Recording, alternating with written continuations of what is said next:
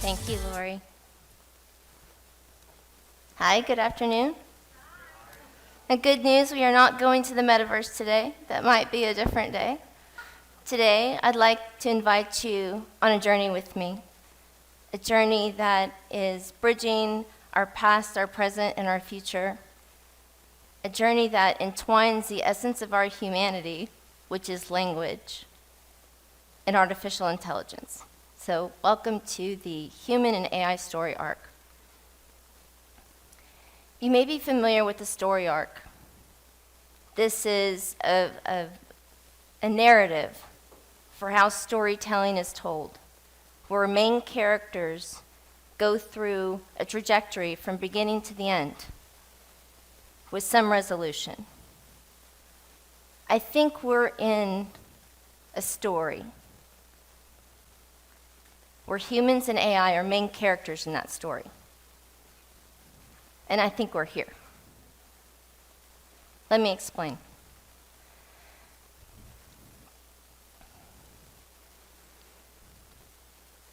Around every corner we turn, we're confronted with AI. We are confronted and flooded with AI.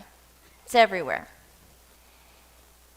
And the discussion about how AI can impact our future or will, sent to me from one of my friends last Saturday. This is a picture of a Starbucks whiteboard taken at the University of Delaware.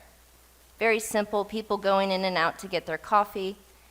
And they're asked this question: how do you expect to use AI in your career? Some people have written, I don't. Some people have said AI can't replace teachers, particularly elementary school teachers.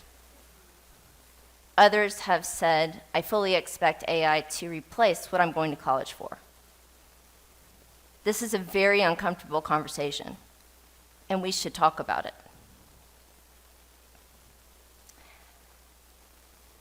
Alvin Toffler wrote a book in the 70s called Future Shock. And he talked about that when society goes through technological change that's too fast, it feels too fast, it evokes this angst in an entire society. And I think right now, we're in that moment. There's a lot of change. There's a lot of fear. And rightfully so. I've been in emerging technologies now 20 years in my career. And people that work day in and day out of these technologies, the speed of change is stunning. It really is. I think the reason is that the technology is doing the heavy lifting for the technology, and that's new. We haven't seen that before. People are asking some very important questions. What's my place? How does this impact my work? Why am I spending money on college? How will my children learn? This fundamentally changes everything that we know up to this point for education and business. And so that's really uncomfortable conversation.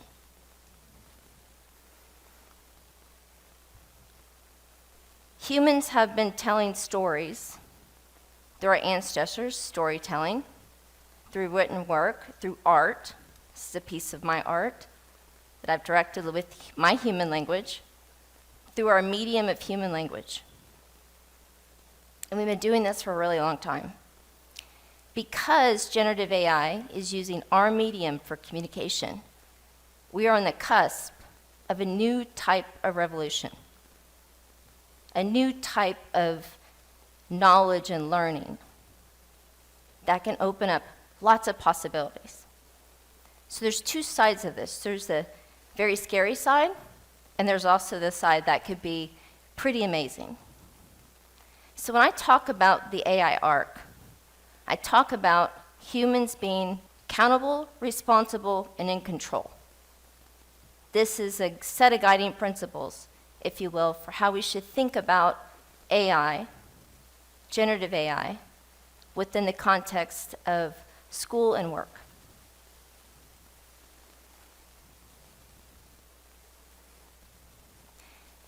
We could think about AI as an extension of our knowledge. It extends our capability far beyond what we can do on our own. And that's okay. We've had lots of different technological progress that's happened all throughout history. And every time we make that progress, our knowledge expands. So this framework, let's start with accountability. This is a dimension of commitment.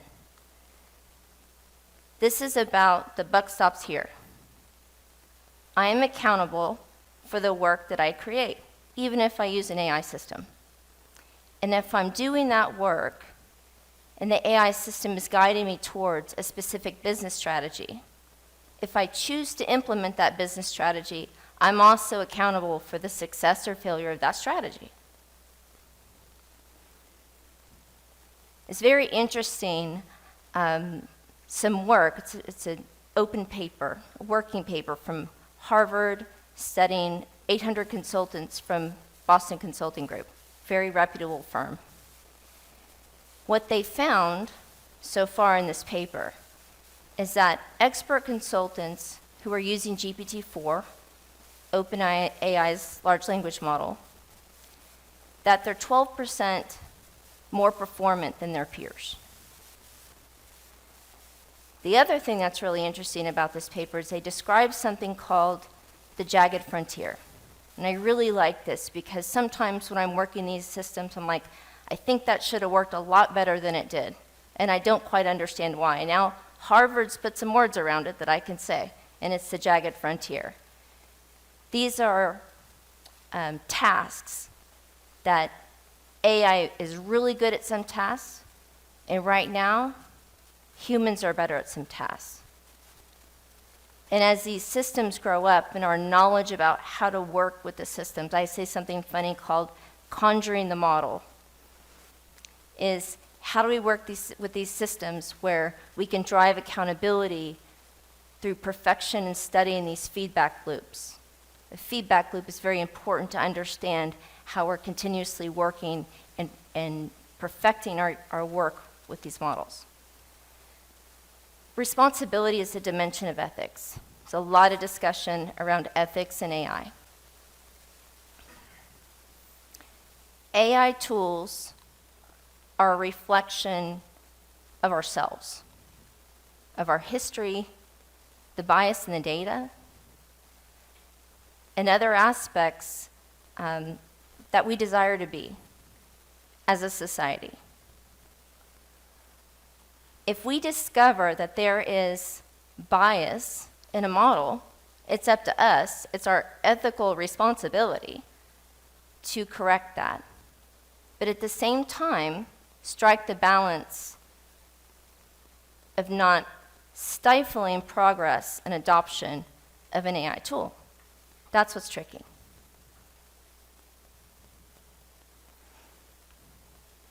The last part is the autonomy dimension.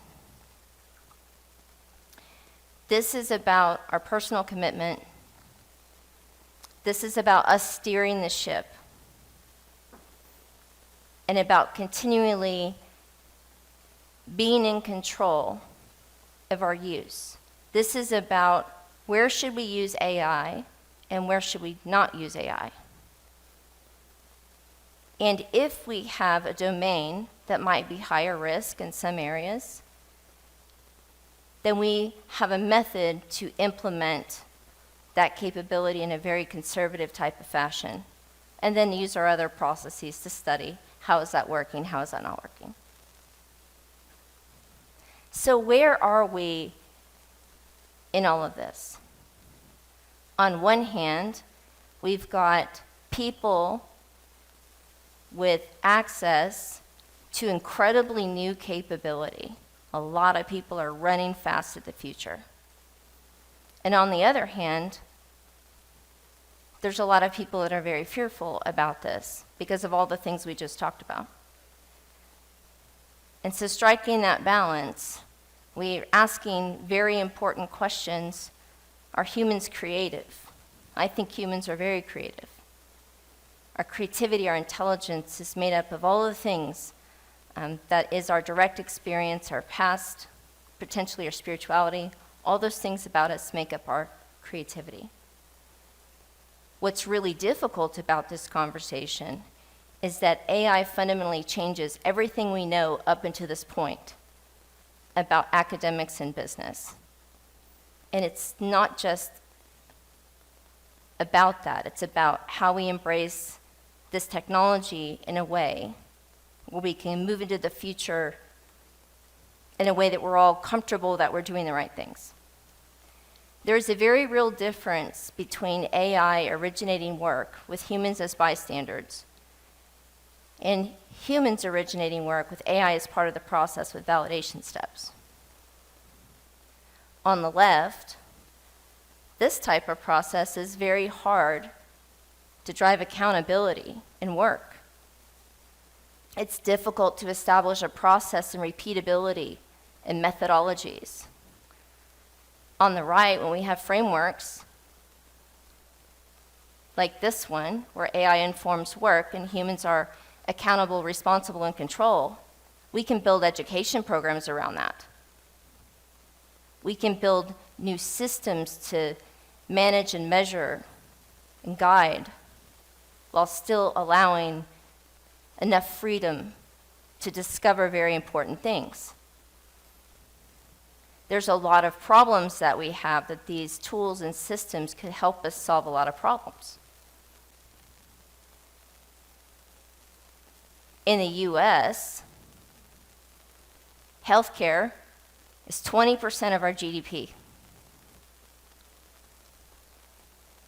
Education, college, is mostly inaccessible and unaffordable for most. Cleaning up the earth from human pollution is an industrial scale problem requiring industrial scale innovation. These are all very important things to think about in how we apply these AI systems. Since the mid-90s, we've essentially, through the adoption of the internet, have created a vast cloud of human information and knowledge. What we're really talking about now and tapping into that with generative AI systems is what possibly could be a future of a collaborative, global network human operating system. And through that use, we can then go and solve a lot of the problems that we talked about.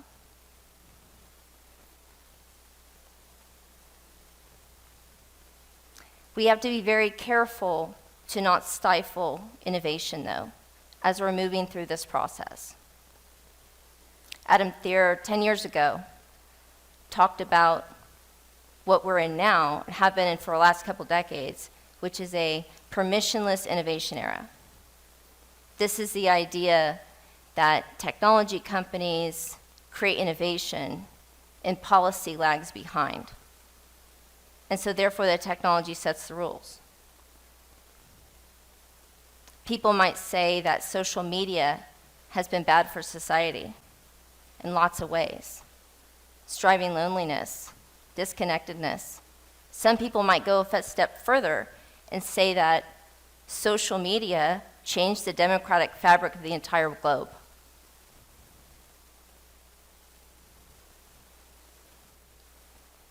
So we have choices, that's the point.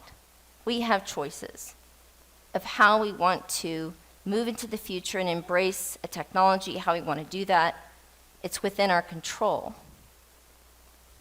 to make those decisions. What I propose is that wherever you are on the spectrum of fear or embracing change and innovation, wherever you are on your journey, just start. The other part of this as well is to commit to bring others along. Even people who may have fear and future shock, it's on us to lead with empathy, to educate. The future is open. There's so many opportunities Define your point of passion. What do you care about? And start there. So I'll leave you with this. I mentioned before I'm an optimist. I think there's a lot of opportunity.